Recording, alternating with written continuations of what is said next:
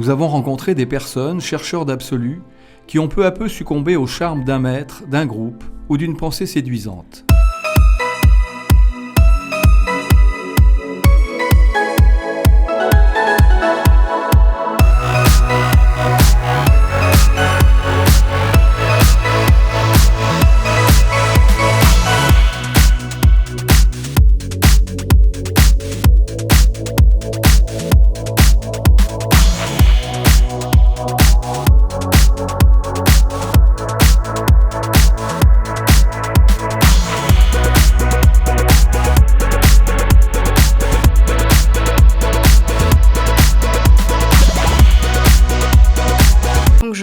J'avais soif d'une formation qui soit plus existentielle, une vraie recherche de vérité qui réponde à mes questions essentielles en fait sur l'homme et sur Dieu. Donc tout a commencé par une expérience très forte que j'ai vécue lors des Journées mondiales de la jeunesse à Paris en 1997. J'ai senti en moi une présence, quelque chose qui s'est mis à brûler en moi. L'amour de Dieu. Ce que je recherchais à l'époque, c'était des relations humaines plus profondes, une vie sociale plus profonde que ce que je ne vivais à ce moment-là. Et à ce moment-là, je rencontre une communauté qui met au premier plan une recherche de vérité très existentielle. Et c'est à ce moment-là, effectivement, que j'ai rencontré celui qui allait être mon recruteur vocationnel. Marie-Laure, Xavier et Mélanie ont accepté de témoigner de leur expérience devant nos caméras. Comme bien d'autres, ils ont un jour franchi le seuil d'une communauté ou d'un mouvement spirituel, animé par le désir de donner un sens à leur vie, ou même de donner leur vie à Dieu. Mais pour eux, au bout de quelques années, cet engagement censé les mener vers plus de liberté intérieure les a en fait enfermés dans un piège menant à de nombreux abus.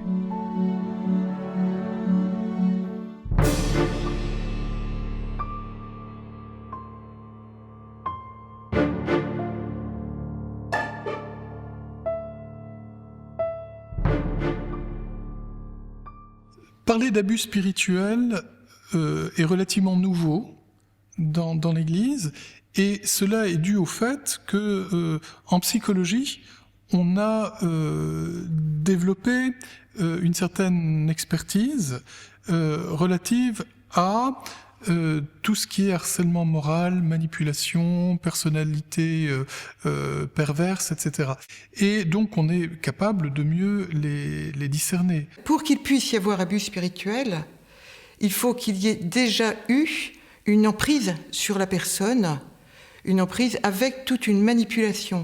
Parce que les gens ne sont pas débiles, et si c'était simplement une maltraitance ordinaire, ils s'en rendraient compte et s'en iraient.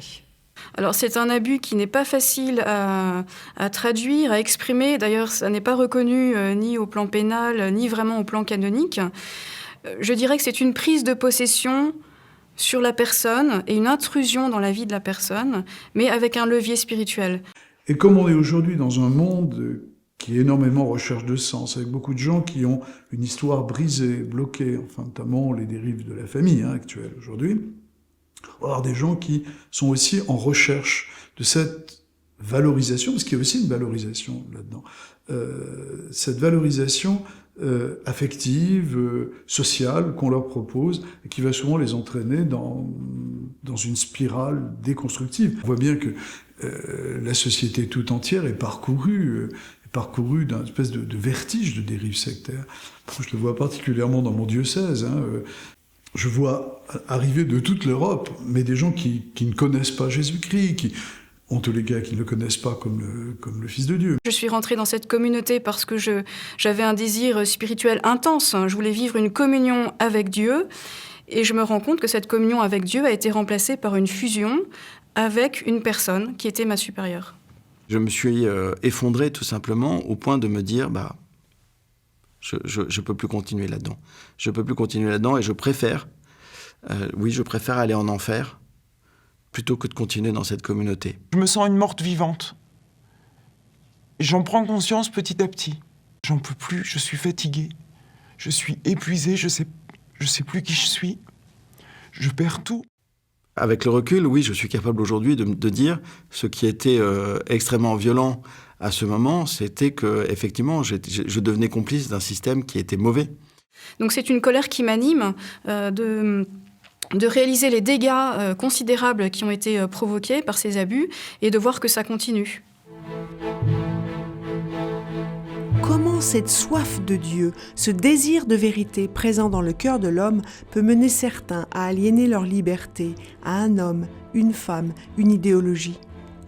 Nous avons voulu comprendre les phénomènes psychologiques de l'emprise, qui n'est pas réservé à la spiritualité, mais qui se manifeste aussi dans de nombreux domaines.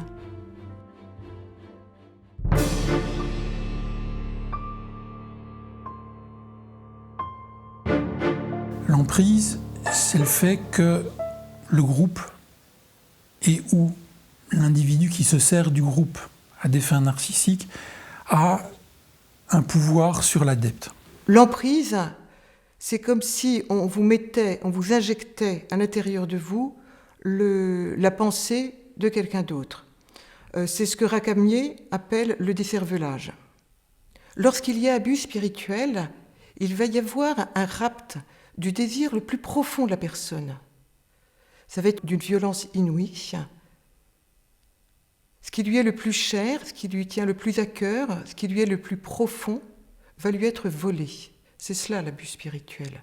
Pendant toutes ces années, ma relation à Dieu, qui était toujours au premier plan avant, était passée au second plan. Ce qui le rend particulièrement grave, c'est que l'œuvre de Dieu est atteinte dans quelqu'un. C'est-à-dire que quelqu'un qui cherche Dieu se voit empêché de le rencontrer. Et lorsqu'il s'en rend compte, va devoir se battre désormais contre un soupçon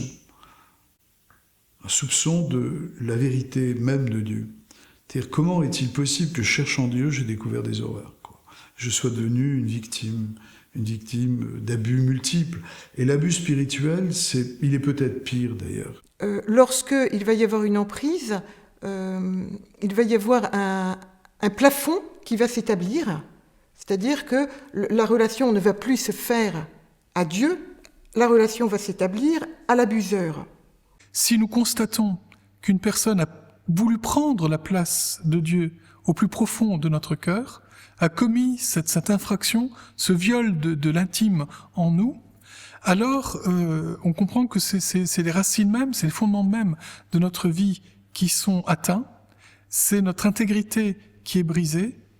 Cela peut conduire au désespoir, ça peut conduire au suicide. Et je crois que là, il y a quelque chose qui est véritablement de l'ordre du démon. Enfin, c'est quelque chose de terrible parce que nous sommes faits pour Dieu, comme dit saint Augustin, et dans l'emprise mentale, on va mettre un écran entre celui qui cherche Dieu d'une façon ou d'une autre et Dieu lui-même, et de telle sorte qu'il peut être empêché de cette rencontre de Dieu et qu'il va être privé de lui-même puisqu'il devient l'objet d'un autre.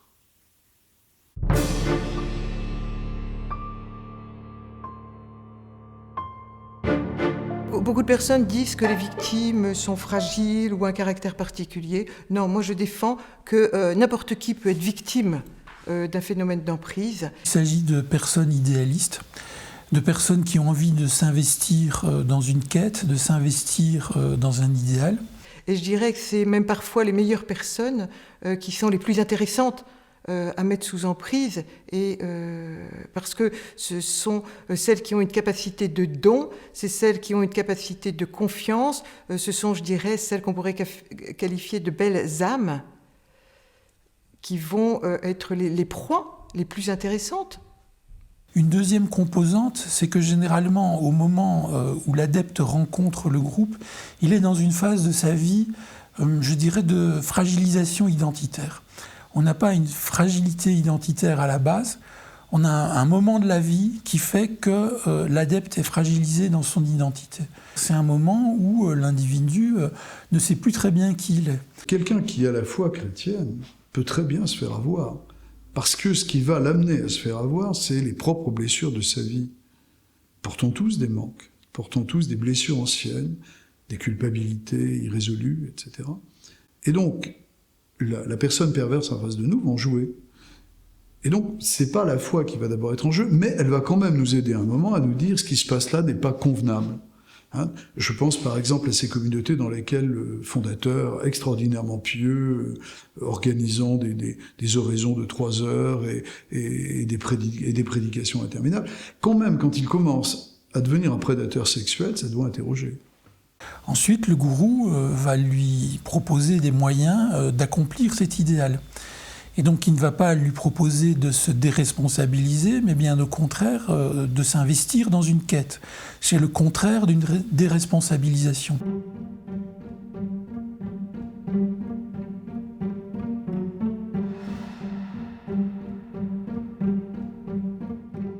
Alors on disait qu'il dormait 3 heures par nuit, que tout son temps il le consacrait à ses religieux, que pour lui c'était la priorité. Bon, évidemment, tout ça c'était un mensonge énorme.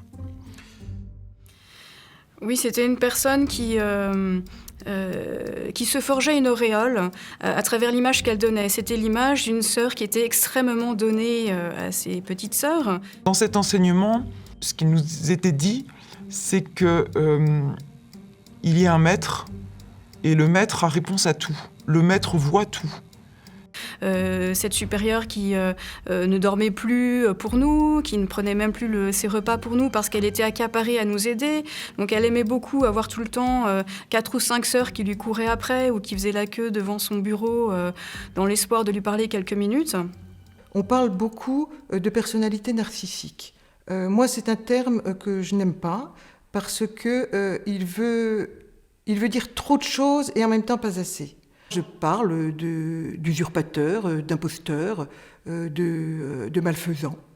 Dans la grande nébuleuse des personnalités narcissiques, on va trouver un certain nombre de diagnostics qui ne sont pas forcément la perversion. On va trouver certaines hystéries graves, on va trouver effectivement la perversion, on va trouver des personnalités dites borderline. C'est très important de faire la différence entre l'abus de pouvoir et la dérive sectaire, c'est-à-dire l'emprise qui mène à la dérive sectaire. Ça n'est pas du tout du même ordre. L'abus de pouvoir, c'est un excès de maîtrise de quelqu'un sur son entourage qui veut obtenir quelque chose en passant par un rapport de force au lieu de faire un dialogue. La dérive sectaire est tout à fait différente. C'est la prise de contrôle sur l'entourage par différents moyens de quelqu'un qui veut arriver à ses fins et à un désir personnel en utilisant les autres. L'autre n'a pas d'existence réelle. C'est ça qu'il faut comprendre. C'est un instrument à sa disposition. C'est un outil. Et à ce titre-là, un outil lui appartient. Le problème du pervers, c'est qu'il a une personnalité clivée et il va cliver la personnalité d'autrui. Et donc, clivant la personnalité d'autrui, il va l'entraîner dans son délire, éventuellement, et petit à petit, se la servir. Alors, à partir de groupes qui souvent lui sont proches ou qu'il s'est rendu proche. Alors, le point de départ d'un groupe sectaire, c'est certainement le délire narcissique du gourou. La suite, c'est qu'au plus d'adeptes adhèrent, au plus de gens croient dans les propos du gourou, au plus ce délire semble revêtir une dimension de réel. Au plus le gourou est renforcé dans son délire narcissique. Si on veut comprendre la nature du délire, c'est que du point de vue de celui qui émet ce délire, ce contenu n'est pas une croyance, c'est un savoir. Il y a un grand risque dans la vie spirituelle qui est celui de la gnose. Gnose, ça signifie savoir en grec. L'idée qu'une théorie me permettrait de ne plus avoir de problème. Ça peut être un discours très général sur le monde, sur la nature, sur l'être humain, mais ça peut être aussi un discours qui se présente comme quelque chose de beaucoup plus pratique. On vous donne des recettes. On réduit l'accompagnement des personnes à une technique. Donc c'est une théorie qui est réservée à une petite élite qui a compris ce que la plupart ne comprennent pas. On nous disait clairement qu'on faisait partie d'une élite.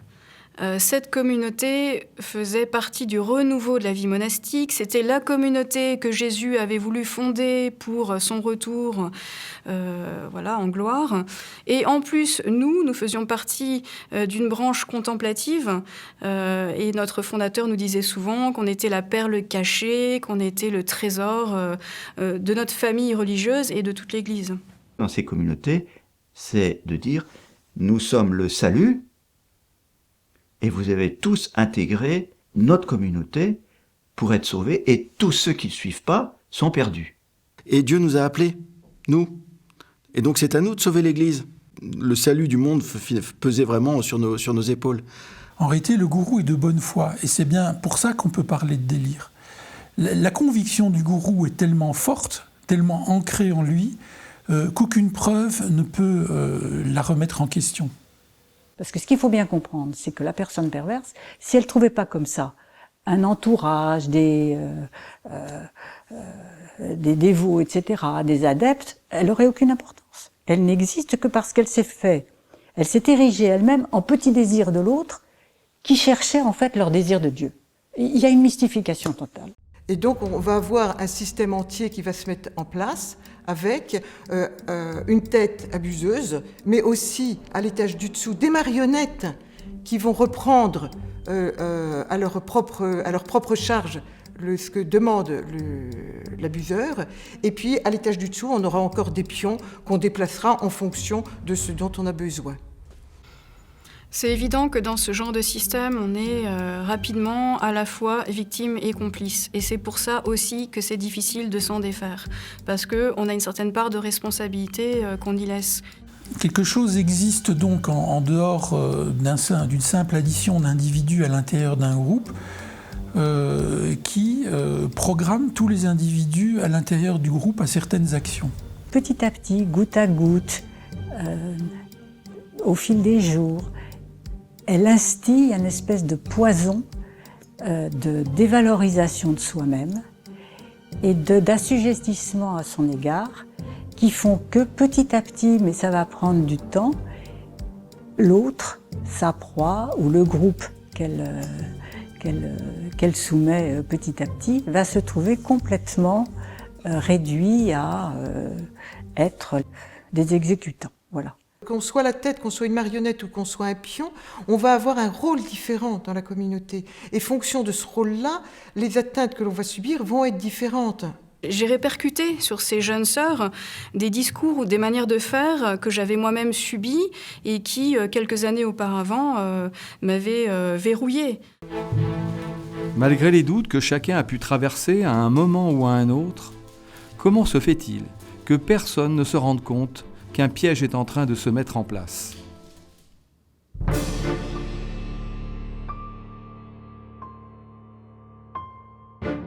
Il va d'abord y avoir une étape de séduction.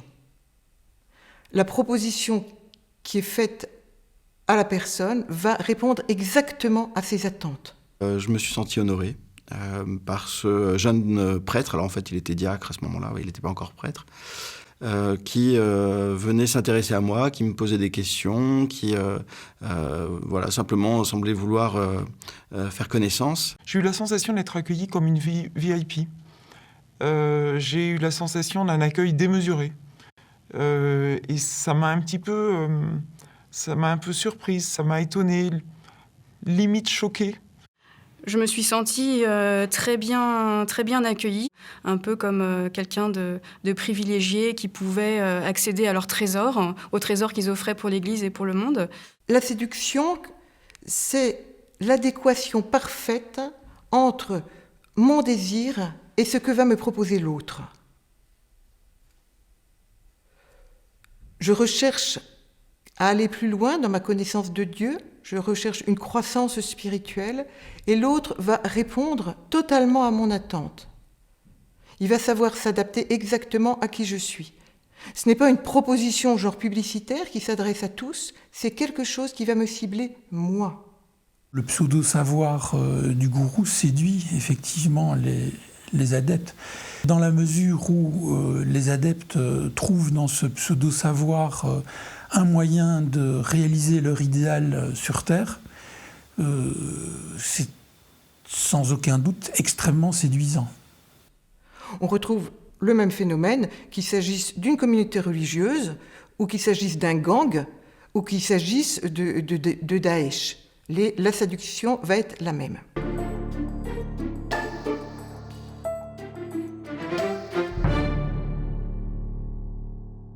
La deuxième étape, c'est l'établissement d'un lien de dépendance. Elle m'a affirmé de manière très claire, ta vocation est dans la communauté, il faut que tu rentres. Et j'ai vu ça comme un signe du ciel, d'une certaine manière, et j'ai accepté de mettre de côté tous ces doutes et tous ces questionnements que j'avais.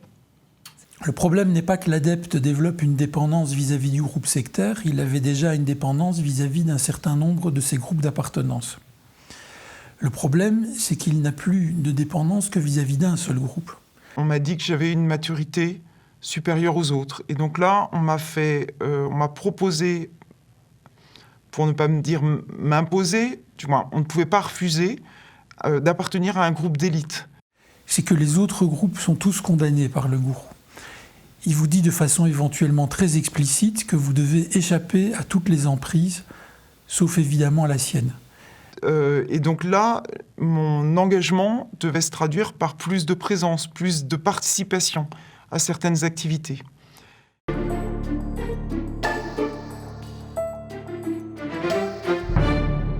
Alors la critique dans la communauté était absolument interdite.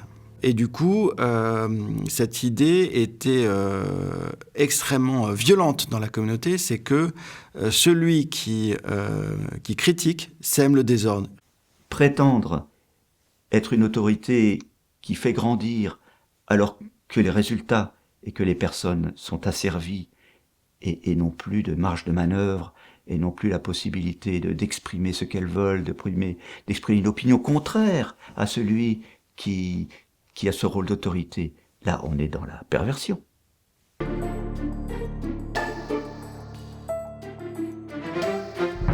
Et la troisième étape, ça va être une alternance de maltraitance et de bienfaisance. À cette étape-là, la maltraitance apparaît. Quelqu'un s'était permis de reclasser tous mes livres par ordre de taille. Et je suis allé voir mon supérieur pour lui partager mon étonnement.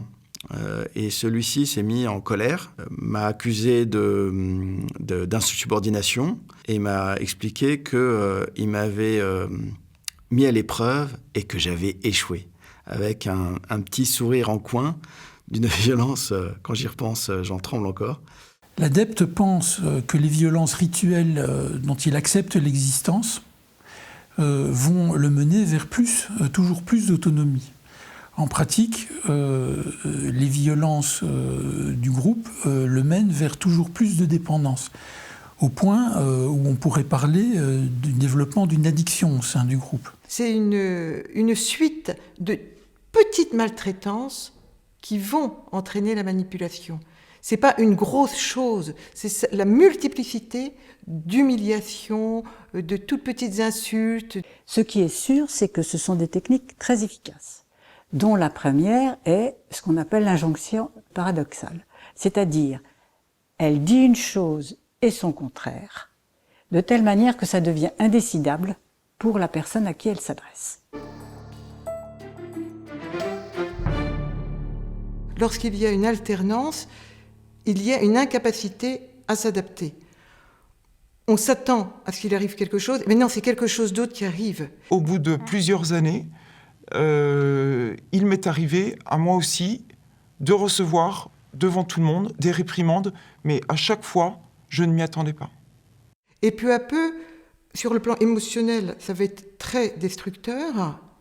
Là où on va être joyeux, on va recevoir une torgnole qui va vous faire mal, et on n'était pas prévenu qu'on allait recevoir ça, donc on n'avait pas les défenses qu'il fallait pour s'y préparer. J'ai été plusieurs fois terrorisé, et j'évitais à tout prix que ça puisse m'arriver à nouveau. Dans les moments où la personne ne sera plus sympathique avec nous, on va rechercher à nouveau cette sympathie et donc on va se coller trop à la personne parce qu'on va rechercher ce bien-être antérieur.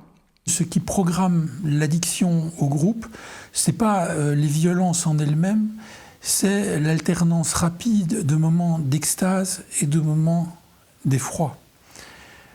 De moments entre lesquels vous êtes mis sur un piédestal, où on vous dit que vous avez découvert la vérité, que vous avez touché la vérité du doigt, et des moments où on vous dit que vous êtes complètement à côté de la plaque, où on vous disqualifie de façon profonde.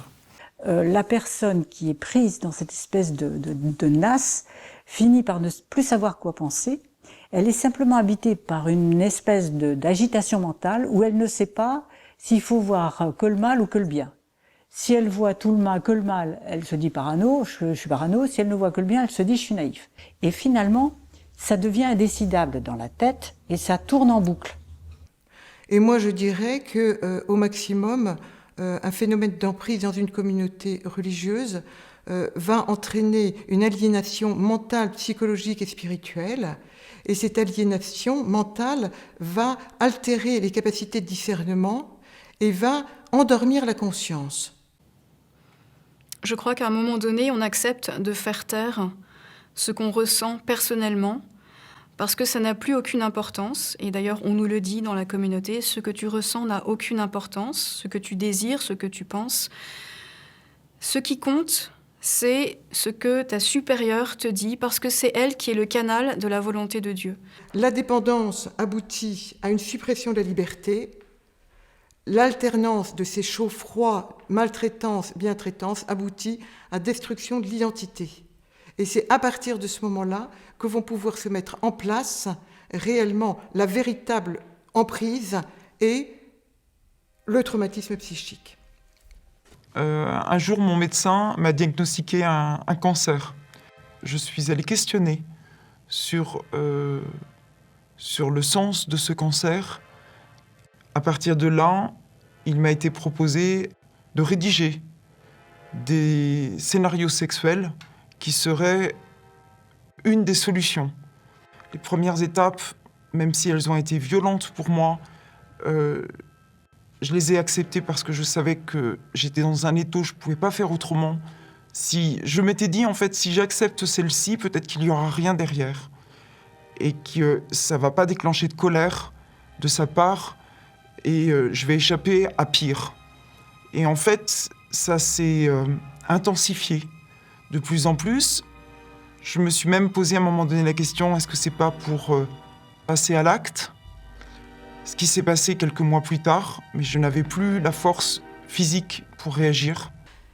Donc il y a une destruction au niveau de la confiance en ses propres émotions, et à terme, il va y avoir une destruction de ses pensées et de son intelligence, parce qu'on n'a plus, par son intelligence, la capacité de faire face à la situation.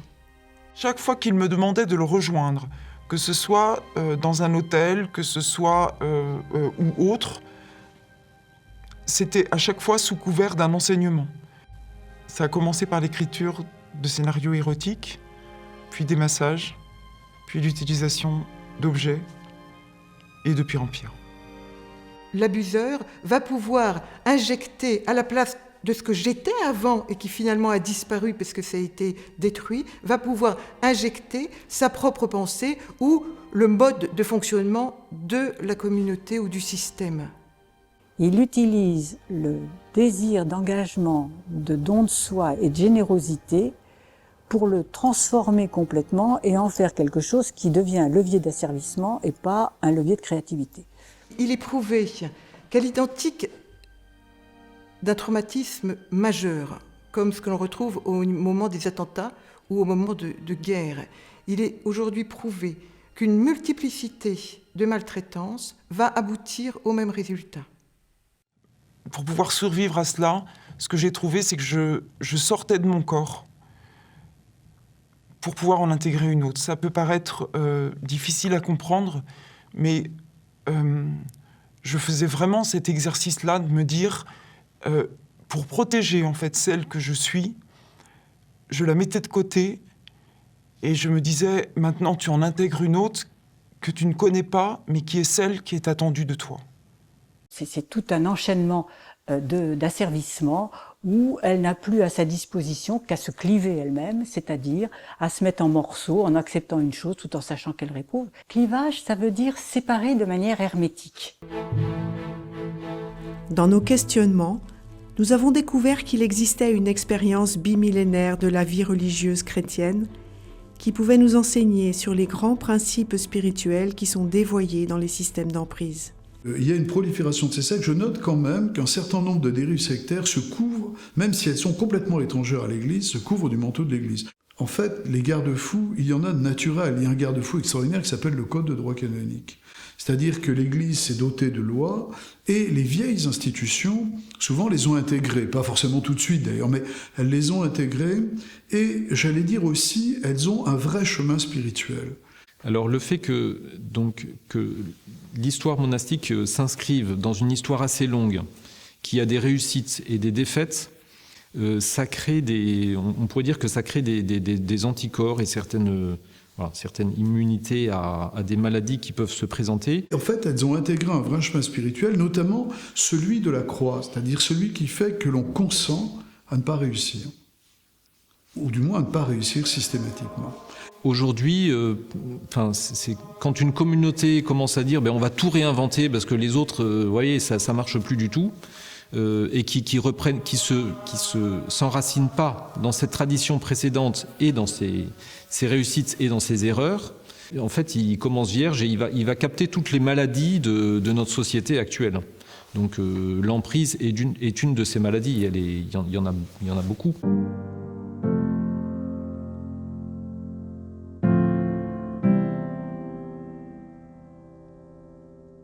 Si je désire faire la volonté de Dieu, j'ai choisi de me mettre sous cette autorité-là pour être guidé, pour être accompagné, pour être porté, pour être aidé, pour être stimulé aussi. Mais il y a une limite. Qu'est-ce que c'est que cette vertu d'obéissance qui fait dans les communautés religieuses que le groupe n'a plus son mot à dire quand il s'aperçoit qu'il y a des dysfonctionnements? Le groupe tout entier est responsable de la dérive perverse. Alors l'obéissance, elle s'exerce donc dans le cadre d'une règle qui doit être connue. Quand je m'engage, je ne m'engage pas dans le vide, mais je m'engage à partir d'une règle commune pour vivre ce chemin avec d'autres. Cet exercice de l'obéissance, tel que je l'ai vécu, c'était d'une certaine façon la relation entre une personne qui était dans la soumission et qui était infantilisée, c'est-à-dire moi, face à une supérieure qui, elle, était jugée comme infaillible. Elle ne se trompe jamais. Si tu as des problèmes avec elle, si tu as des objections par rapport à sa conduite, c'est que tu es dans ton orgueil, donc c'est à toi de te corriger. Il est évident que ce que me dit le supérieur, ce que me dit au jour le jour le supérieur, n'est pas parole de Dieu. Dieu peut me parler à travers ce que me dit le supérieur, mais ça veut dire que je vais devoir interpréter, que je vais devoir juger. Je suis jamais privé de ma responsabilité pour discerner ce que Dieu me dit à travers la parole du supérieur. Il peut se tromper, et je peux penser qu'il se trompe, mais cependant, parce que il faut bien qu'il y ait quelqu'un qui prenne des décisions dans une vie commune, bien je vais faire ce qu'il me dit. Mais ça ne signifie pas que je veux me mettre à penser que son choix est le meilleur. Peut-être le contraire d'une obéissance libre, c'est une soumission servile. Voilà, on s'écrase devant l'autre, quoi qu'il dise. Avant que l'autre parle, c'est déjà oui. Je veux te rendre libre, obéis-moi. Il y a des obéissances qui enferment la liberté et qui ne sont pas des obéissances chrétiennes. Pour un chrétien, il s'agit d'abord d'écouter Dieu. Le mot obéissance signifie, c'est l'origine du mot écouter. Et écouter Dieu, qu'est-ce qu'il a à me dire, Dieu? Ce n'est pas parce que le supérieur ou l'accompagnateur spirituel pense ceci ou cela que je suis obligé de penser de la même manière. C'est pas parce qu'il veut ceci ou cela pour moi que je vais être obligé de le vouloir. Ce responsable, un jour, m'a demandé de me présenter nu sur Skype pour un entretien individuel avec lui. Je me suis senti humilié, j'avais un sentiment de honte. Lorsque je dois obéir, je dois toujours juger de la moralité de ce que on me demande. Et donc, obéir, ça ne me prive pas de la responsabilité de juger en conscience ce qui est acceptable ou ce qui ne l'est pas. L'obéissance ne doit jamais forcer la conscience des personnes. S'il me commande des choses, s'il me fait faire des choses dont je sens en moi qu'elles sont mauvaises ou qu'elles ne sont pas bonnes, eh ben on arrive dans l'abus. On arrive complètement dans l'abus spirituel. Alors là, complètement. Lorsque le supérieur demande des choses au nom de l'obéissance, il doit en discuter, il doit s'expliquer, il doit se mettre à l'écoute de la personne qui va devoir faire ce qu'il demande, et il doit aussi en discuter avec toute la communauté. Le vrai supérieur de la communauté, d'abord, de la communauté bénédictine, c'est le Christ. Voilà. Ça, c'est très important. Le Christ, il parle à chacun par l'Esprit Saint, et l'Esprit Saint parle à chacun dans la communauté, pas seulement au supérieur. Si à chaque fois, la décision de l'abbé correspond à son point de vue, quelque chose de bizarre.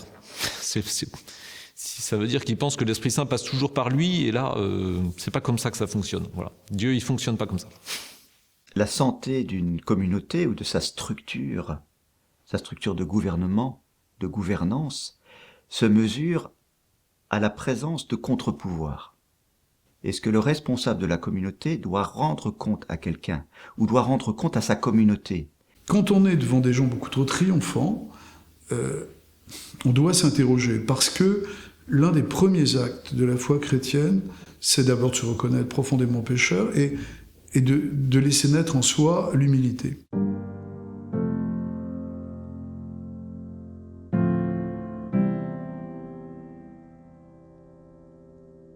Si on lit les écrits spirituels de la tradition, on voit qu'on a toujours été conscient des problèmes que pose l'accompagnement spirituel. Il y avait une autorité de fort externe qui était la prieure, mais en réalité, elle voulait jouer le rôle de prieure pour moi, et elle voulait jouer le rôle de mère spirituelle pour moi. L'accompagnateur n'est pas le supérieur. Donc l'Église, officiellement, distingue toujours fort interne et fort externe et prend des précautions pour cela. Ça veut dire que je ne dois pas obéissance à mon accompagnateur. Donc je devais constamment tout remettre dans l'obéissance, tout écrire, tout confier à ma supérieure. C'est une démission. S'en remettre, c'est lui qui sait, c'est lui qui peut, c'est lui qui doit dire, c'est lui qui, etc. Et tout passe par lui. C'est l'intermédiaire obligé. C'était une intrusion quasiment forcée dans ce que j'avais de plus intime, dans mes pensées, mes désirs, mes luttes, etc. Le but de l'accompagnement spirituel, c'est de renforcer l'autonomie des personnes. Mon accompagnateur spirituel étant également mon supérieur, c'était à ce même prêtre que je devais aller confesser mes péchés. Donc vous imaginez un petit peu la relation extrêmement perverse que j'avais avec cet homme. Si la personne accompagnée choisit d'aller prendre conseil ailleurs, voire choisit de changer d'accompagnateur ou d'interrompre l'accompagnement, en aucun cas, celui qui accompagne ne doit présenter la chose comme une infidélité, une sorte d'adultère de sa part, une faute de sa part. Si c'est d'abord un accompagnateur, il doit respecter le choix, il doit même peut-être s'en réjouir s'il pense que c'est pour le bien de l'accompagner. Un des critères qui montre la santé d'une communauté, c'est que la personne peut dire non, ce n'est pas ces 2-3 que je vais choisir, c'est encore une autre personne. Et s'il y a des réticences pour dire non, ne va pas ailleurs, c'est dangereux, ces gens ne connaissent pas la communauté, ils ne connaissent pas la richesse de notre communauté, nous la connaissons, ça va être compliqué pour toi, tu risques d'avoir des ennuis ou que ça ne se passe pas bien, eh bien, ce sont aussi des signes que la communauté essaye d'emprisonner les personnes et d'emprisonner leur conscience, parce que le lieu de l'accompagnement spirituel, c'est le lieu où on expose sa conscience, où on expose le plus précieux de soi. Et donc il faut être en pleine liberté et en pleine confiance. Une personne qui vous parle au nom de Dieu, une personne qui se dit inspirée par Dieu ou par un personnage céleste, la Sainte Vierge, un saint, un ange, c'est ce qu'on appelle dans la tradition un prophète. Ce qui doit être très clair, c'est que l'accompagnateur spirituel n'est pas un prophète à votre égard. Le fondateur étant un homme inspiré, ayant des dons particuliers de l'Esprit Saint, les lettres qu'on recevait de lui étaient en fait l'inspiration vraiment directement de Dieu. En fait, c'était Dieu qui nous parlait. Elle jouait beaucoup sur cette grâce d'État pour dire effectivement, moi je vais te dire quelle est la volonté de Dieu et j'en suis certaine. Ce que Dieu veut pour moi ou ne veut pas pour moi, personne ne peut le savoir à ma place. Le meilleur accompagnement spirituel, le plus saint de tous les hommes, ne peut pas le savoir à ma place.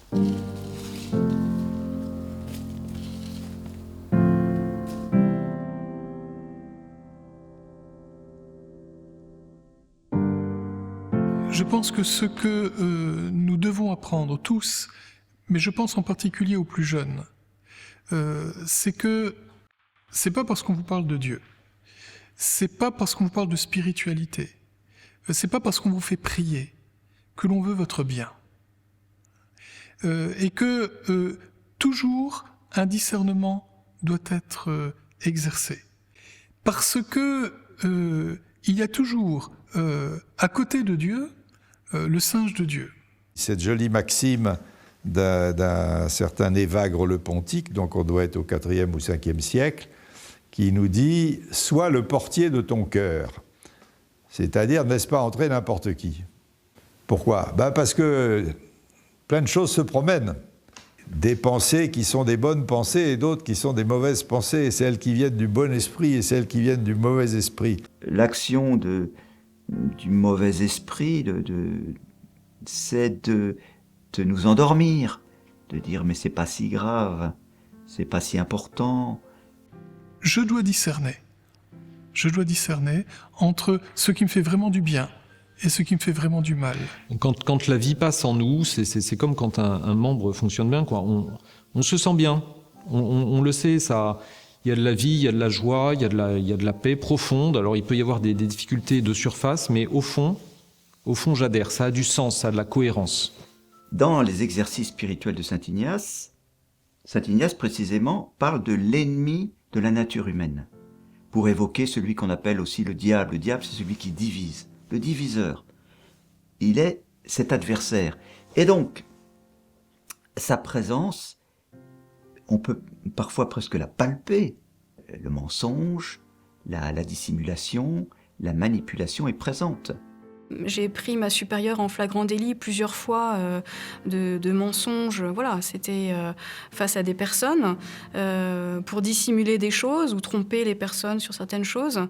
Il est tout à fait évident qu'on ne peut pas mentir ou inviter d'autres à mentir, même pour une petite chose, en se réclamant du Christ. Le Christ l'a dit, il est le chemin, la vérité et la vie. Il est la vérité. Et la vérité vous rendra libre. Le mensonge rend esclave.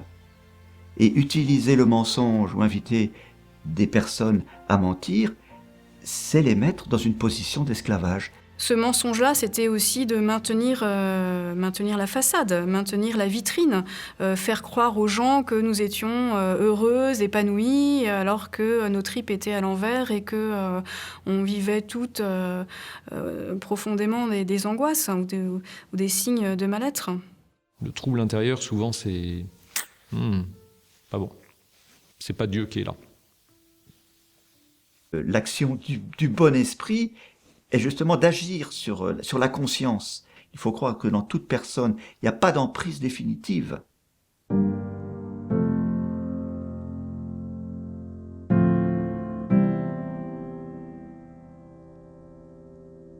Je crois qu'il y a quelque chose qu'il est très important de percevoir, c'est qu'au fond de moi, il y a une petite porte, un lieu de relation avec moi-même et avec l'au-delà, sur lequel aucune personne ne peut avoir de prise. Ni des hommes, ni des forces obscures, démons, princes de ce monde, ennemis du genre humain, quoi qu'on l'appelle. Il y a une petite voix qui me dit « ça va pas ». Il y a toujours au fond de la personne ce lieu sacré, ce lieu secret, où Dieu agit, où le bon esprit de Dieu agit et parle. Peut-être on peut voir la conscience comme une sensibilité interne très fine qui nous fait discerner ce qui est vrai, ce qui est bon, ce qui est vraiment bien. Voilà. Alors, parfois c'est étouffé par peut-être des années d'errance, ou de mensonges, ou d'addiction, mais ce lieu de la liberté, de la dignité humaine subsiste toujours. Ça, c'est notre foi qui nous le dit aussi. Il y a ce lieu où c'est le lieu de mon intimité avec Dieu. C'est le lieu d'où jaillit la prière, c'est le lieu d'où jaillit la vie. Alors, dans un système d'emprise, on va étouffer ça, parce que c'est une relation sur laquelle celui qui a l'emprise, justement, il n'a pas d'emprise là-dessus. Et c'est ça qui peut nous sauver, qui peut nous faire sortir. Et c'est là où on est vraiment libre. Il n'y a que face à Dieu où on est totalement libre. Et c'est pour ça qu'en morale, le respect de la conscience est très important. Et petit à petit, notre conscience doit diminuer. Il y a trop de paradoxes entre ce qui nous est dispensé et ce que nous pensons. Donc on était dans un milieu où voilà, on était effectivement anesthésié et on n'interrogeait pas les choses profondément. Il y a quelque chose qui fait que je ne suis pas libre. Il y a quelque chose qui fait que c'est pas bien les belles choses que l'on me dit là. Peut-être que c'est difficile, quand on est dans ces contextes-là, d'aller écouter cette voix et d'y croire. Les signaux de la conscience arrivent de manière différente selon les personnes. Nos tripes, elles sont assez proches quelquefois de la conscience. Notre cœur, quand il y a des choses qui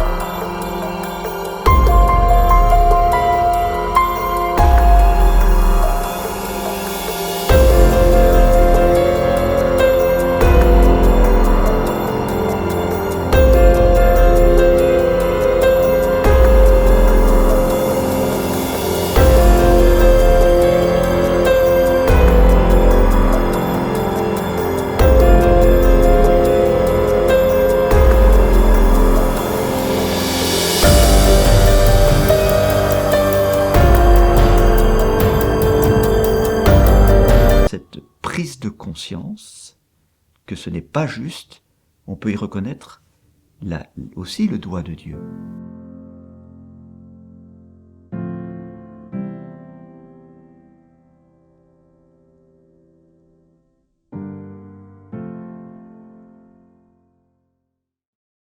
Quelque chose arrive à un moment donné au sein du groupe ou à l'extérieur du groupe qui touche l'adepte et qui fait que tout d'un coup, il se rend compte à quel point il s'est fait avoir. Il se rend compte que le gourou n'est pas ce qu'il croyait. Son objectif final est de me demander d'accepter de vivre là où il vit, sans plus rien. Il assurera tout pour moi. Et puis la personne sortira lorsque un échelon supérieur sera franchi dans la maltraitance, qu'elle ne pourra pas... Et là, tout d'un coup, ça viendra réveiller sa conscience, dire « Ah, là, non, là, je peux pas ». C'est là où je me réveille. Et c'est là où je me dis « Non, là je suis tombé bas et c'est de l'esclavage que l'on me demande ». Il y a un événement qui survient et qui a une double tonalité. À la fois, ça s'inscrit dans un lien, il y a une tonalité affective forte, et à la fois, il y a une tonalité éthique. Il y a quelque chose qui vient choquer l'éthique de l'adepte. Mais le jour où j'ai dû faire du chiffre, où j'étais aussi envoyé comme recruteur vocationnel, où j'ai dû aussi mentir à des jeunes, ou disons leur cacher la vérité, j'ai vécu ça comme un véritable drame. Et je me suis effondré tout simplement au point de me dire je peux plus continuer là-dedans. Parce que cette communauté me rend trop malheureux, mais trop dans une vie de contradiction. Et j'ai quelque chose en moi qui me dit que Dieu ne veut pas ça pour moi. Je dirais, voilà, on sort, on fait ce chemin de liberté, pourvu qu'on garde ce lien à Dieu, et c'est pas une infidélité. Ça a été un déclic pour moi, vraiment, de réaliser que ce à quoi j'aspirais, d'une communion authentique et d'une prière vivante, je le vivais plus à l'extérieur avec des personnes extérieures qu'au sein de ma communauté. J'ai senti que Dieu me demandait de sortir de mon tombeau et que ce Dieu était le Dieu des vivants et qu'il fallait que je sorte. C'était le déclic intérieur. Ce sont des démarches dramatiques qui supposent un courage inouï. Et il faut être très fort à ce moment-là. Voilà, il faut vraiment s'appuyer sur sa conscience et dire à Dieu, se mettre en vérité devant Dieu, écoute, moi je veux rester avec toi, je prends ce risque de sortir de ce truc qui m'enferme depuis longtemps. Mais ce que je veux, il y a une seule chose que je veux, c'est être avec toi.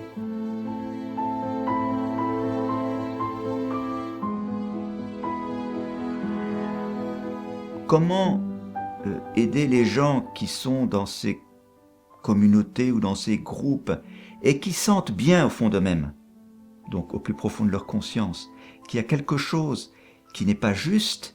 Comment peuvent-ils faire confiance à ce qu'ils ressentent profondément? Je crois que quand on n'a plus sa liberté de parole, qu'on n'a pas sa liberté de conscience, et qu'on a le sentiment d'être constamment contraint à faire des choses qui ne sont pas en accord avec ses aspirations profondes, il y a quelque chose où il faut se poser des questions sur non seulement son engagement, mais l'endroit où on est arrimé et arrimé de manière toxique. La meilleure façon de répondre à un gourou qui vous dirait lorsque vous le quittez, tu vas trahir Dieu, tu es coupable, tu vas aller en enfer. La meilleure façon de lui répondre, ce serait d'éclater de rire. Le conseil le plus important qu'il faut donner aux familles qui s'inquiètent pour un de leurs proches qui est rentré dans une communauté qui les inquiète, c'est qu'il faut avoir confiance dans leurs propres enfants, dans leurs propres proches, parce que de toute façon, si cette personne doit sortir de cette communauté, cela ne peut venir que d'elle-même. Je me rends compte avec le recul du manque de prudence que j'ai eu. C'est vrai que ça a été fou à un moment donné de me laisser embarquer de cette manière. C'est comme si j'avais mis des nœuds dans ma tête pendant des années, vous voyez. Donc lorsque je suis sorti de la communauté, il a fallu que je démêle les nœuds, les uns après les autres. Et ça, je pense que c'est un travail qui prend du temps et qu'il faut faire avec un accompagnement et des gens sérieux. Aux victimes, j'ai envie de dire courage, parce qu'on peut toujours s'en sortir, mais donnez-vous les moyens. Il y a des gens sur la route qui permettent de se remettre debout. Souvent, c'est le bon sens qui nous sauve de la dérive. Aujourd'hui, j'ai le sentiment d'avoir vraiment grandi dans ma foi. Je suis catholique, je suis croyant, je suis pratiquant, je suis très impliqué dans ma paroisse. Et je n'ai absolument pas perdu la foi, mais au contraire, j'ai l'impression d'avoir, disons, mûri, d'avoir grandi en sagesse. Au-delà de l'horreur que j'ai pu vivre, au-delà, je me suis relevé. Je vais bien, je respire, je vis à nouveau, j'ai à nouveau des projets. Surtout, je bénis le ciel puisque j'ai la chance de rebondir. On a fondé une famille, on a 2 beaux enfants et voilà, je suis vraiment heureuse. Donc, j'ai juste envie que cette expérience ne soit pas vaine et qu'elle porte du fruit pour...